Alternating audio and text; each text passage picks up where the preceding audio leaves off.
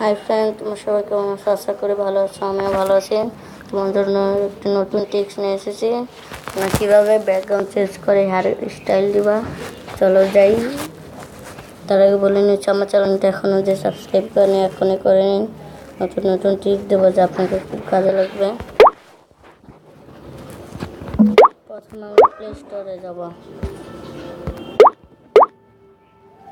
Play স্টোরে গিয়ে এখানে সার্চ দেওয়া লাগবে, যে গুগল প্লে ক্লিক করে সার্চ দেওয়া লাগবে Autodesk sketch book.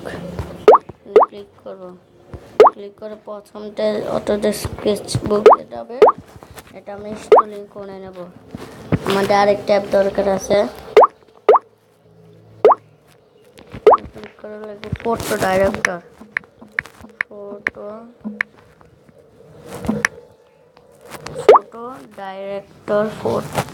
Photo editor app.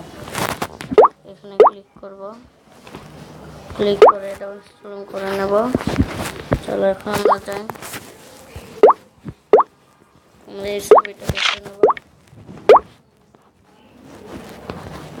এই যে আমরা দেখছিলাম ফটো ডাইরেক্টর, এখানে ক্লিক করে নেব।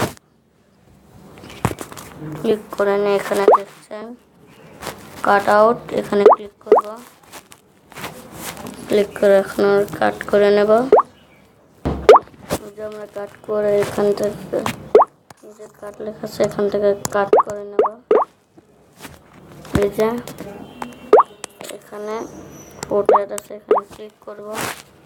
প্রথমটায় ক্লিক করে গ্যালারি থেকে নিয়ে নেব ছবি।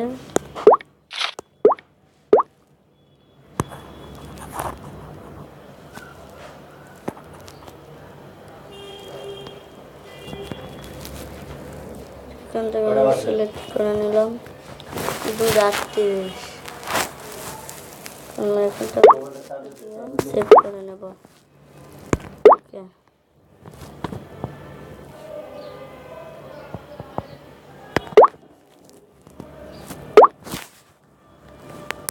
সেভ হয়ে গেছে। আমরা গ্যালারিতে যাব, এই ছবিটা অটোডেস্কে ক্লিক করব।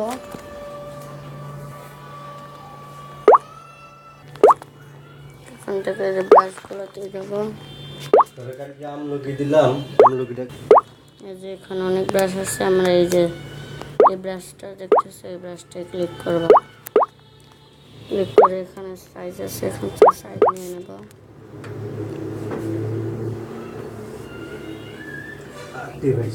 চার্জে দিতে বেশি তুমি লাগাইতে হয়।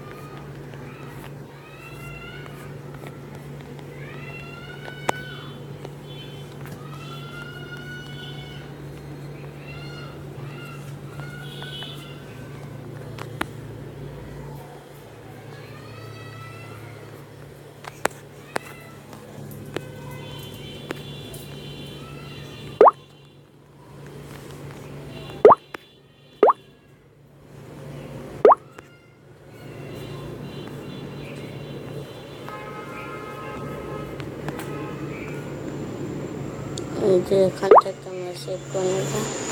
20 ডট ডট দেখছেন এখানে, এখান থেকে গ্যালারি লেখা আছে, গ্যালারি থেকে সেভ স্কেচ সেভ করে নেব।